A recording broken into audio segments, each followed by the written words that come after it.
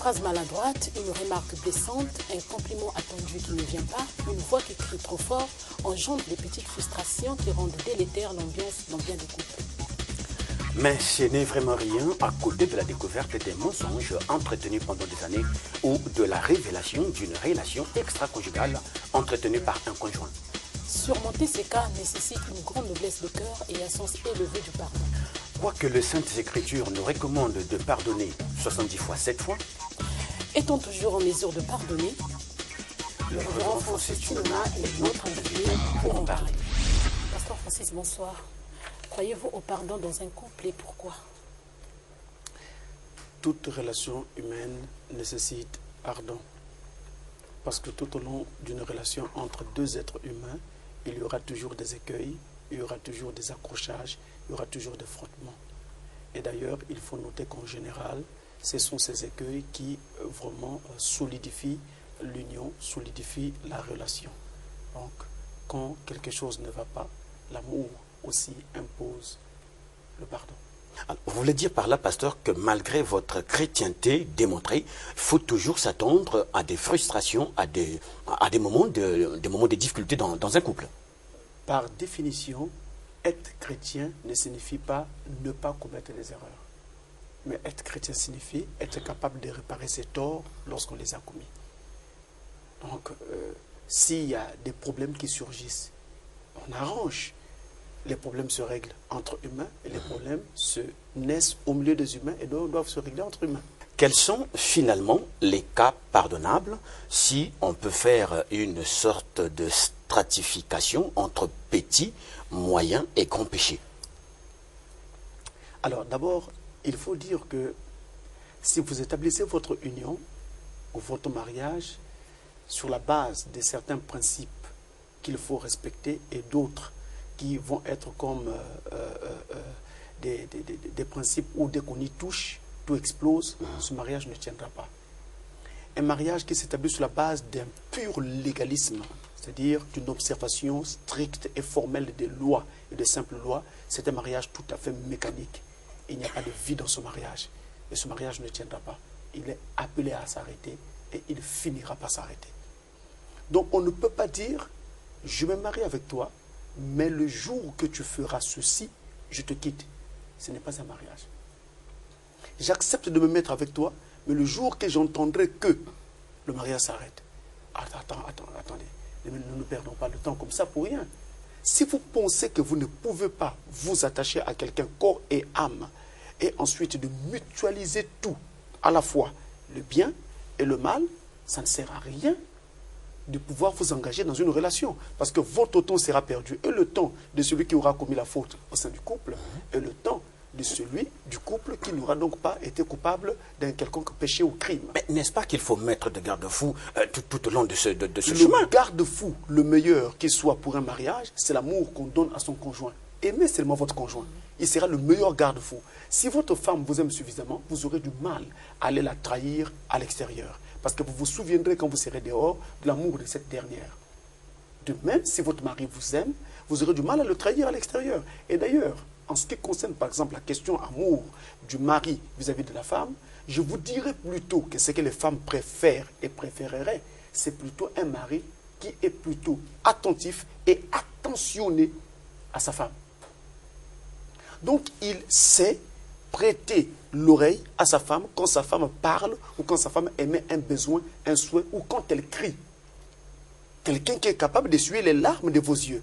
Quelqu'un qui est capable de faire attention à ce que vous dites, à ce que vous voulez dire ou à ce que vous essayez de dire sans le dire. Voilà la chose qui tient un couple. C'est la chose qui tient un couple. Ce ne sont pas les règles qu'on peut s'établir ici et là. Est-ce à cela que tient l'expression « l'amour est aveugle » ? On pourrait le dire, mais pas exactement. Parce que ce n'est pas parce que l'amour est aveugle qu'on doit accepter tout et n'importe quoi. L'amour, si j'aime mon partenaire, je lui dirais que ça, je n'apprécie pas. Donc on devrait plutôt dire que l'amour est aveugle lorsque, par exemple, vous avez aimé quelqu'un et vous recevez des mauvais rapports sur le compte de cette personne. Mais alors, à cause de l'amour que vous avez porté à cette personne, vous oubliez d'entendre tout ce que... Vous ne faites pas attention à tout ce qu'on vous rapporte et vous continuez à vous attacher à votre bien-aimé ou à celle que vous avez aimée. Voilà un peu dans quel contexte on peut vraiment dire que l'amour est aveugle. Maintenant, stratification des péchés.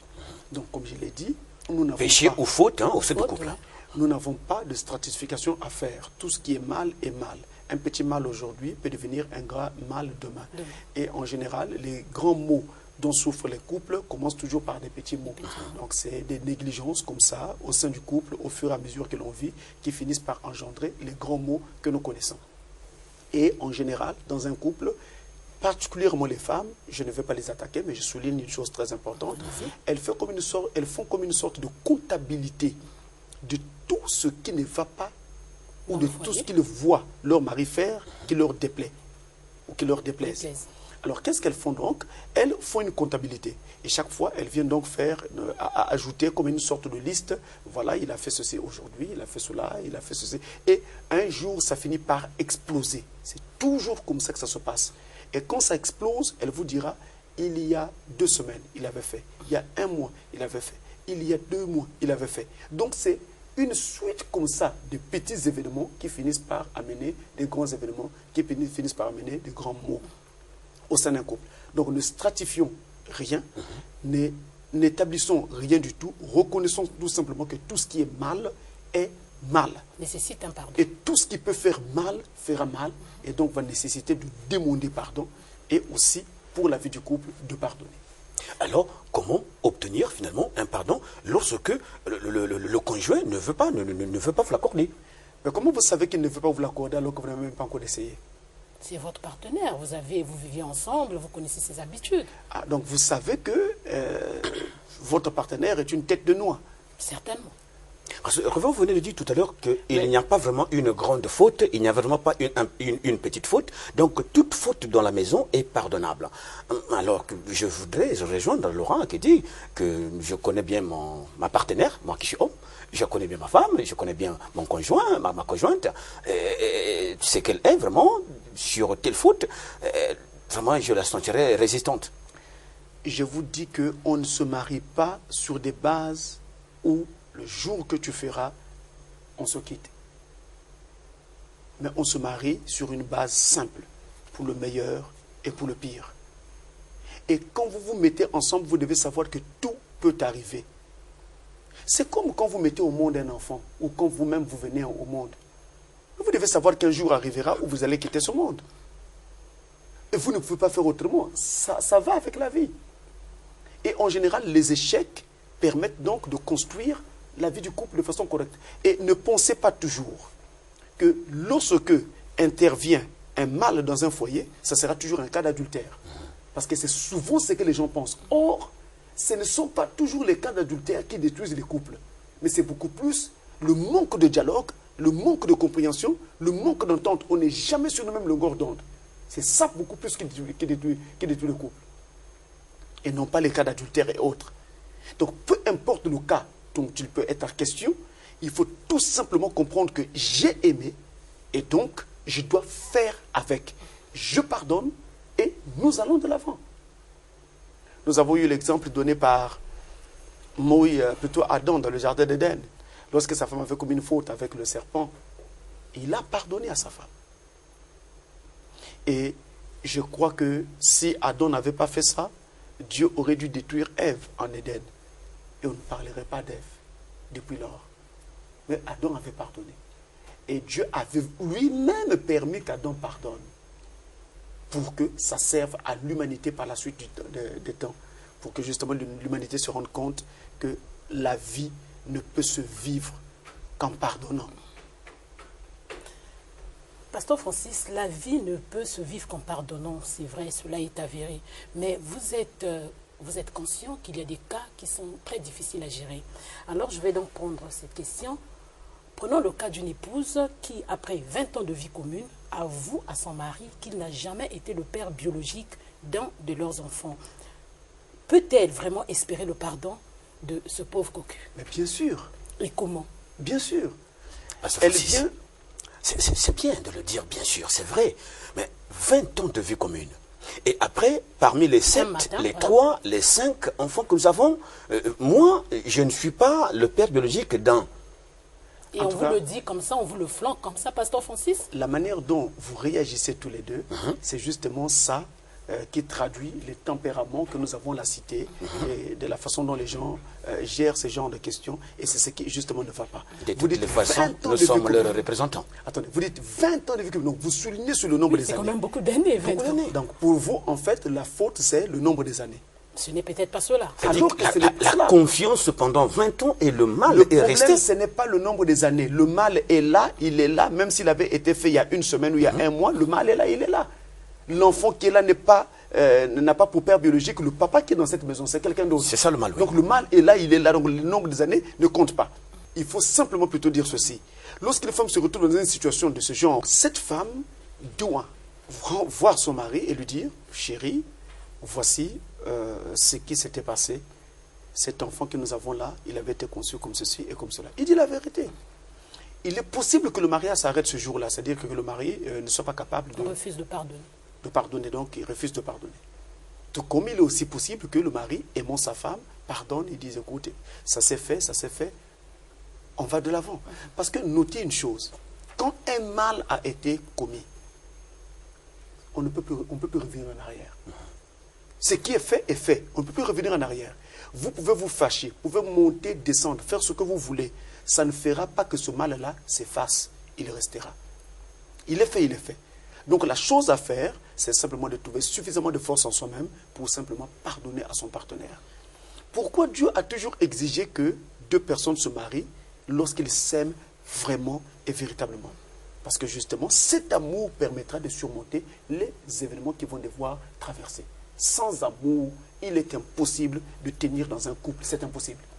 Alors, ces histoires de mariages fictifs, on va dire factices, que nous avons ça et là, où les gens vivent un amour simulacre, un simulacre d'amour, ce n'est pas ça le mariage. Le vrai mariage repose sur l'amour, l'amour que vous avez vis-à-vis de votre partenaire et l'amour que votre partenaire a aussi vis-à-vis de vous. Et il ne faut jamais avoir un mariage où l'amour n'est que dans un seul sens. Et vous parlez d'une histoire qui est cachée depuis 20 ans. Mais justement, comment pouvez-vous vivre une vie de couple sans Christ? Il y aura des choses comme ça. Il faut Christ dans un couple pour éviter qu'il y ait des choses de ce genre. Mais dans tous les cas, il n'y a que le fait de demander pardon qui aidera à résoudre le problème. Garder le problème pendant longtemps ne réglera jamais le problème. Essayer de faire qu'on ne découvre jamais rien ne réglera jamais le problème. Tout au contraire, parlez à Dieu dans votre cœur et demandez-lui de lui vous donner suffisamment de force pour arranger le problème. Et demandez aussi à Dieu de toucher votre partenaire afin qu'il soit capable de vous pardonner. Mais moi, je vous dis d'avance que l'amour aidera à trouver le pardon. Autre chose, les pasteurs, aussi, parce que vous avez demandé comment on peut faire pour arriver au pardon, les pasteurs aussi aident dans la médiation quand il y a un cas de ce genre. Ils s'asseyent entre les deux partenaires et essaient donc d'amener d'abord l'exhortation appropriée avant qu'ils ne se demandent pardon. Et quand ils se sont demandé pardon, le pasteur ajoute encore à l'exhortation pour faire que les cœurs se calment et tout rentre dans l'ordre. Pasteur Francis a déjà eu à faire ça dans sa vie de ministère, où un couple ne savait pas comment arranger un problème. Et par la grâce de Dieu, nous sommes sortis de là sans aucun heurt, sans aucun problème. Laura, tu me permets? Revenons, Francis. Je voudrais bien revenir sur le cas d'adultère.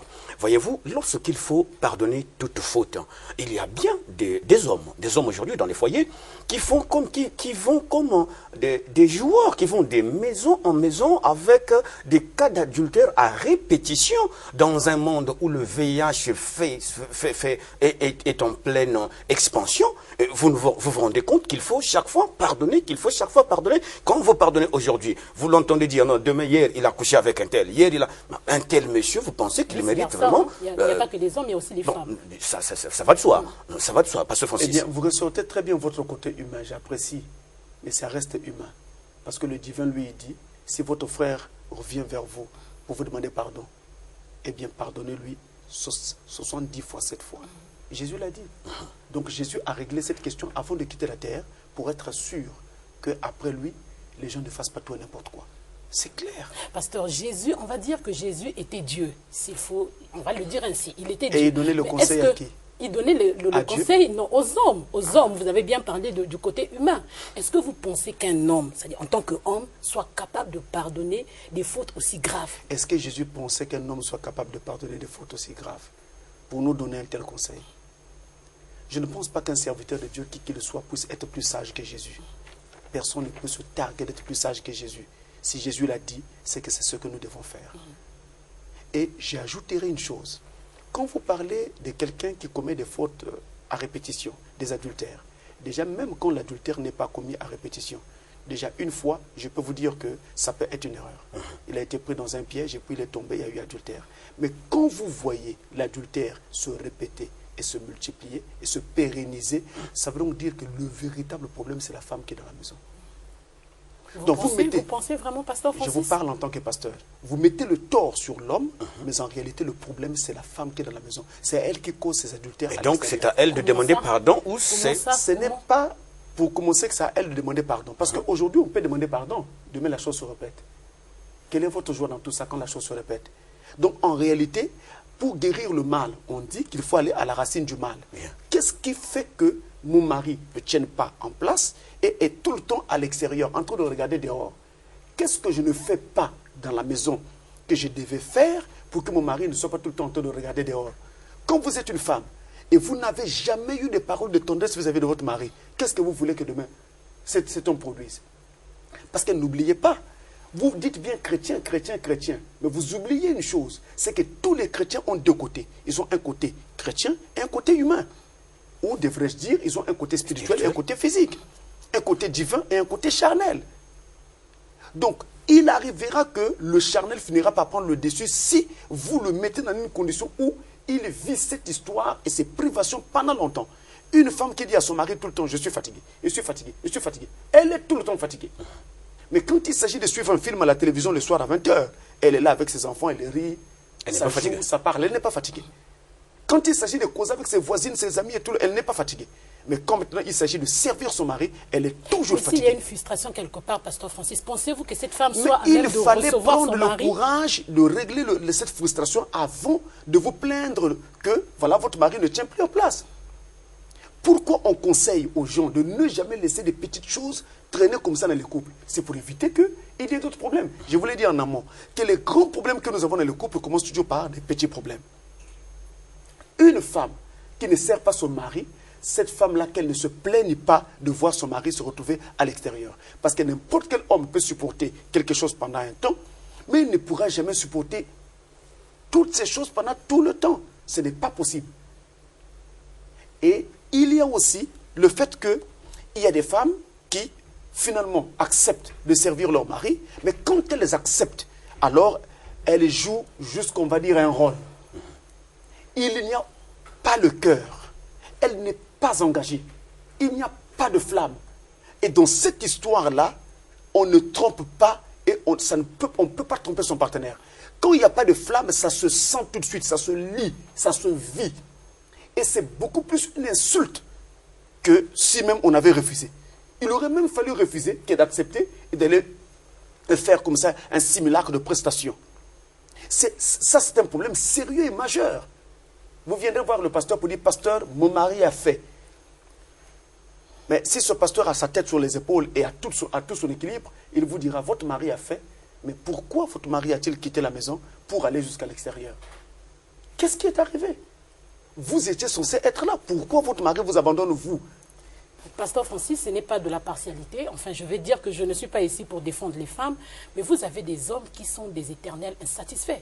Des femmes qui vous les défendez déjà en soulignant ces faits, oui. Non, c'est juste un fait que je souligne, pasteur Francis. Oui, merci. Des femmes qui se plient en quatre. Malgré cela, mais vous voyez l'homme qui se plaît toujours à courir derrière les petites filles. Mais je parle ici de la façon de faire. Parce que je vous dis, dans les couples, pardonnez-moi de le dire, si ça blesse quelqu'un, vraiment pardonnez-moi. Mais je vais essayer de dire ça sans toucher ou sans faire mal à quelqu'un. Il y a des couples qui existent depuis 15, 20 ans, 30 ans, mais où la relation amoureuse est bâclée. Ils ne connaissent pas ce qu'on appelle une relation amoureuse. À peine se sont-ils dévêtus que tout est parti. Ça, c'est pas une relation amoureuse. Et donc, dans un couple de ce genre, où la femme est prise pour un objet de plaisir, et donc, elle va se sentir frustrée. Mais dans un couple aussi de ce genre, où la femme ne sait rien du tout de cette affaire, elle ne connaît rien, qu'est-ce qui va se passer? Donc cet homme-là va jouer, mais il sera insatisfait. Et demain, si par malheur, il tombe sur une jeune fille qui s'y connaît, et qui transporte cet homme au 7e ciel, alors il y aura là un choix qui va s'établir net. Mais au nom de l'amour, pasteur, est-ce que cet homme ne peut pas s'arrêter, c'est-à-dire chercher des solutions, des voies et moyens pour aider sa femme à être à la hauteur que de prendre le chemin de l'adultère? En général, ça je le dis par expérience, hein, en général, quand les hommes vivent de telles situations, ils en parlent avec leurs femmes.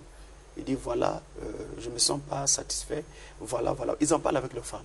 C'est souvent les femmes qui pensent que cet homme est en train d'exagérer. Que moi je fais, mais toi tu exagères.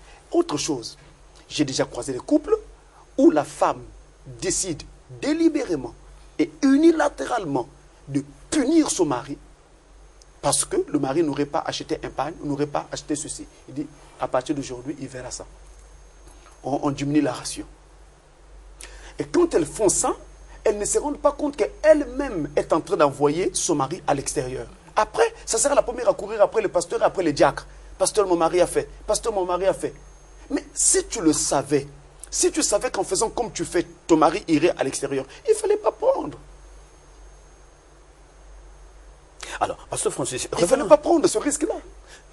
Revenons-en. Ce que vous dites, pasteur, est aussi valable pour les hommes. Et vice-versa. C'est valable aussi pour les hommes. Mais tenez, j'ai déjà croisé une femme qui m'a dit, pasteur, heureusement que tu viens de parler. Parce que pendant que tu parles là, ça fait déjà à peu près 2 jours. J'étais déjà en train de penser qu'il me faut trouver quelqu'un d'autre dehors qui peut me donner ce que mon mari ne me donne pas. Il dit, il y a 2 jours déjà que j'étais en train de penser à ça. Heureusement que tu viens d'arriver. Et pendant qu'elle est en train de penser à ça, son mari ne sait pas. Et c'est qui? C'est les chrétiens. En général, c'est les chrétiens. Tout est caduc. Chez eux, il y a des interdits partout. C'est pas trop de piété. La peur, trop de piété, la présence de l'ange. Une piété exagérée, exacerbée et qui devient en fait dramatique et qui cause des drames dans les foyers. Mais n'est-ce pas la faute des serviteurs de Dieu qui encadrent les enfants de Dieu? Quelque part, on va le dire. Et là, vous avez beaucoup de force pour le dire maintenant. J'aimerais que nous revenions, sur le pardon. pardon. Qu'il y a une certaine liberté qui doit exister dans les foyers afin que vous puissiez vivre votre vie pleinement. Parce que si vous ne vivez pas une vie normale, une vie pleine, il y aura des retombées négatives. Je parle avec un ami pasteur.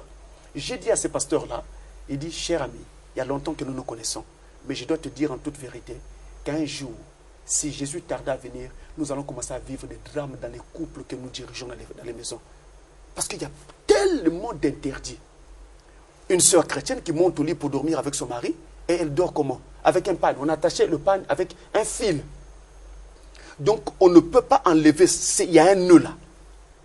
Et d'autres, je ne vais pas aller trop loin, elles-mêmes savent quelles sont les mesures qu'elles prennent pour éviter que elles savent les mesures qu'elles prennent. Alors, vous voyez que dans des situations pareilles, où est-ce que vous voulez qu'on aille? Vous sortez du travail, vous rentrez, vous venez trouver votre femme avec quelle coiffe sur la tête? Les cornes. Donc, il y a des cordes sur la tête que vous avez l'impression d'avoir affaire à un mouton. Mais, ou à un cabri. Ça n'attire pas. Vous rentrez du travail, vous arrivez chez vous, votre femme, il y a de la moimbe sur son t-shirt. Ça n'attire pas. Donc, les chrétiennes, elles, quand elles ont trouvé leur foyer, elles sont dans le couple. Pour elles, la séduction n'existe plus. C'est qui est dramatique. Nous trouverons un moyen de faire toute une là, maintenant, vous trouverez une occasion. Là, vous fouillez maintenant.